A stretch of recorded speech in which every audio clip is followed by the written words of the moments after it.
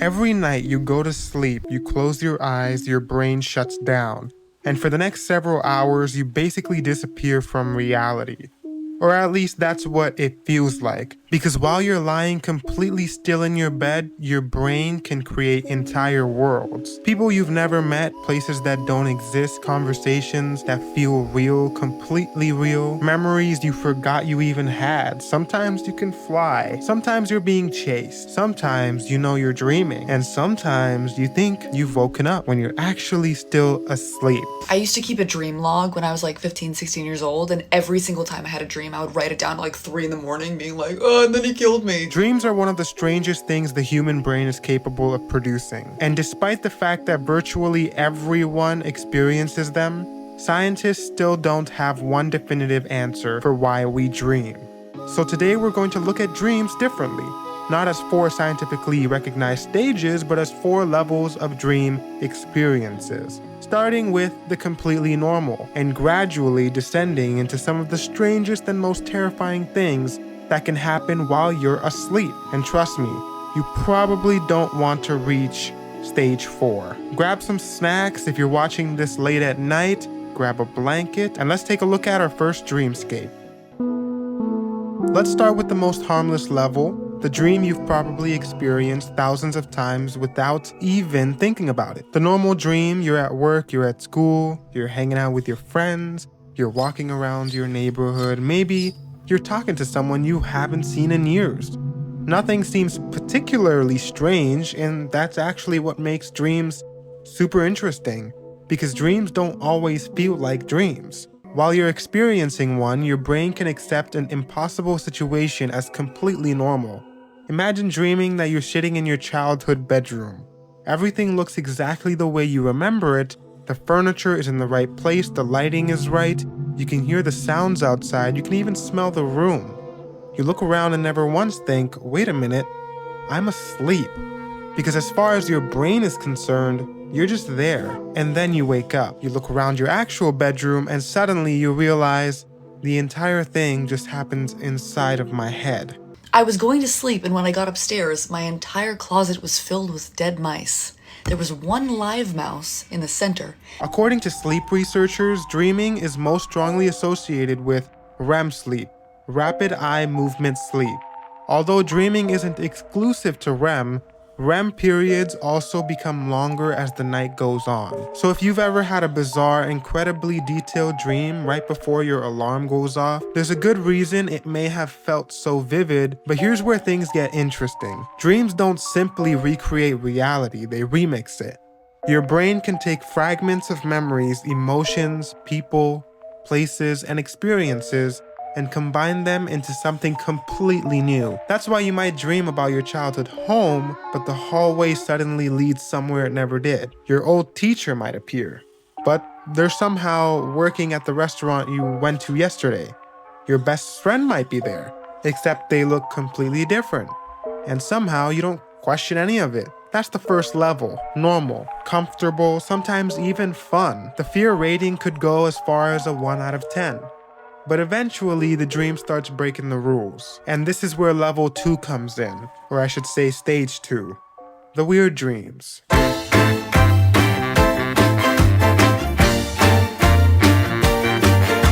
Before we keep going, please hit that subscribe button. I'm a small YouTuber while doing these very big videos with a lot of research and a lot of in-depth analysis. Please subscribe and like and share and maybe comment, give your opinion on what your dreams are like. Stage 2 is where reality starts to fall apart. You're still dreaming, but something feels wrong. Maybe you're walking down a hallway, except the hallway never ends. Maybe you're in your house, but every room is slightly different. You open the bathroom door and suddenly you're standing in a shopping mall. You walk outside and you're somehow underwater and your brain doesn't care. It just accepts it. This is one of the defining characteristics of dreams. Logic isn't always invited. Dreams can be incredibly bizarre, but while we're inside them, we often don't apply the same critical thinking we would while we're awake. And this is one reason dreams can be so convincing. The brain isn't simply showing you a movie, it's constructing an experience. You're seeing things, hearing things, feeling emotions, sometimes even experiencing physical sensations, and your brain is generating all of it internally. Think about that for a second. You can close your eyes in a dark room and your brain can generate an entire city. You can walk through it, you can talk to people, you can hear music, you can experience fear. And none of it is physically happening, but to you, it can feel completely real. And there's another fascinating part. Dreams often pull from waking life. Maybe you watched a movie before bed, maybe you had an argument with someone, maybe you're stressed about work, maybe you're worried about an upcoming event. Those experiences can influence what appears in your dreams. But that doesn't mean every dream has some hidden meaning, and this is where we should separate science from dream interpretation. For more than a century, people have tried to decode dreams. Sigmund Freud famously argued that dreams could reveal unconscious desires, but modern dream research doesn't support the idea that every dream has a universal dictionary. There isn't a scientific rule that says, in quote, dreaming about teeth means this, or dreaming about falling always means that. Dreams are more complicated. Researchers continue to investigate relationships between dreaming, emotion, memory, and brain activity, and there are multiple competing theories about what dreaming actually does. Some researchers have suggested that dreams may be connected to a memory processing. Others have explored emotional regulation. Other theories focus on the brain generating stimulations from internally generated activity. The important part is we still don't completely know, and that's what makes dreams so fascinating. But sometimes the weirdness becomes something more, because eventually you might realize you're dreaming, and that's where stage 3 comes to play. The lucid dream. Imagine you're standing in the middle of a city. You look around, you recognize the place, but something doesn't feel right. You look at your hands and suddenly you realize, I'm dreaming. That's a lucid dream. A lucid dream occurs when you're aware that you're dreaming while the dream is still happening. And this creates an incredibly strange situation, because you're asleep, but you're aware of yourself. You're essentially conscious inside a world your brain is generating. Some people report being able to influence what happens. They might fly, change locations, talk to dream characters, walk through walls, or deliberately wake themselves up. And lucid dreaming isn't simply an internet myth. Researchers have studied it in sleep laboratories. Lucid dreamers have been able to signal researchers from within dreams using predetermined eye movements while remaining asleep. That's because the eyes aren't paralyzed in the same way as the rest of the skeletal muscles during REM sleep. So imagine being inside a dream, knowing you're dreaming, and knowing that someone outside the dream is waiting for you to communicate. It's one of the strangest intersections between sleep and consciousness. But here's the problem. Knowing you're dreaming doesn't automatically mean you control the dream, and that distinction is important. You can become lucid and still be terrified. You can know, in quote, this isn't real, but your brain can continue producing the nightmare anyway. These experiences are sometimes described as lucid nightmares. And according to the Sleep Foundation, lucid dreams can also overlap with phenomena like sleep paralysis and false awakenings. Which brings us to one of the strangest experiences on this entire list, the false awakening. Imagine you wake up, you open your eyes, you're in your bedroom, you reach for your phone, you check the time. Everything seems normal. You get out of bed, you walk to the bathroom, maybe you get dressed, maybe you start making breakfast. Then you wake up, you're back in your bed, and you realize none of that happened. You were still dreaming. That's called a false awakening. Now, I didn't know this at first, but according to the Sleep Foundation, false awakenings are experiences where a person believes they've woken up when they're actually still asleep, and they commonly occur during REM sleep. And here's where it gets disturbing. You can have another false awakening inside another false awakening. You think you finally escaped the dream, but you haven't. You wake up again, still dreaming, and you wake up again and again, still dreaming. And if that sounds terrifying, we haven't even reached level 4 yet. Stage 4, the nightmare.